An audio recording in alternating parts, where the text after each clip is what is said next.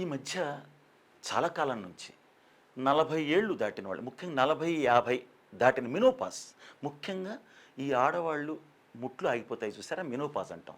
ఈ టైంలో చాలామంది ఆడవాళ్ళు పెథలాజికల్ ఫ్రాక్చర్స్ అనే వాటిని బారిన పడుతున్నారండి. పెథలాజికల్ ఫ్రాక్చర్ అంటే ఏంటంటే పెద్దగా దెబ్బ తగలకుండానే సడన్గా కాలో చెయ్యో విరిగిపోవడం. అది తలుపు గట్టిగా తోస్తే చెయ్యి ఇక్కడ విరిగిపోవడం, లేకపోతే కాలుకి జస్ట్ మంచం మించి కాలు కింద పెట్టేటప్పటికి కాలు మణికట్టు దగ్గర విరిగిపోవడం, కాలు మడిమ దగ్గర విరిగిపోవడం.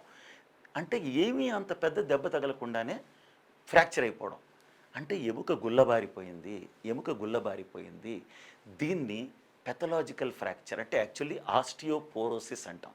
అంటే ఈ ముట్లు అంటే మినోపాస్ దగ్గరున్న ఆడవాళ్ళకి, మినోపాస్ దాటిన ఆడవాళ్ళలో మరీ ఎక్కువ అయ్యే ప్రాబ్లం, మగవాళ్ళలో కొంచెం తక్కువ.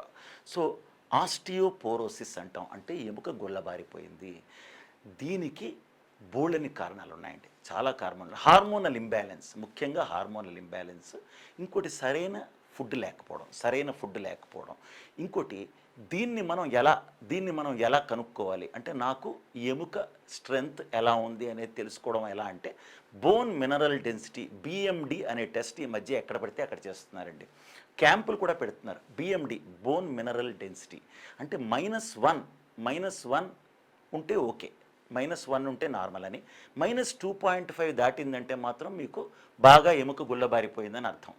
అది చాలా important, BMD bone mineral density. ఇకపోతే మీకు బోన్ మినరల్ డెన్సిటీ బాగా తక్కువగా ఉంది, ఆస్టియోపోరోసిస్ మీకు ఉంది అని ఆర్థోపెడిక్ సర్జన్ కనుక చెబితే చాలా చిన్న టెస్ట్ అండి, ఫ్రీగా చేస్తున్నారు. అంటే ఈ క్యాంపులు ఉంటాయి కదా, చాలా ఫ్రీగా చేస్తున్నారు.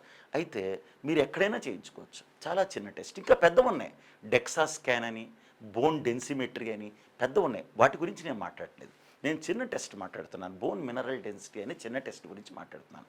మీరు అర్జెంటుగా ఆలోచించుకోవాలి. ముఖ్యంగా ఆడవాళ్ళు, మగవాళ్ళలో కూడా ఈ సమస్య చూస్తున్నాం. ముఖ్యంగా ఈ హార్మోన్స్ తగ్గే టైంలో 50 ఏళ్ల వయసులో ఇది చాలా ఇంపార్టెంట్. సో ఇది అర్జెంటుగా మీరు ఆ టెస్ట్ ఒకటి చేయించుకోండి, చాలా చాలా ఇంపార్టెంట్.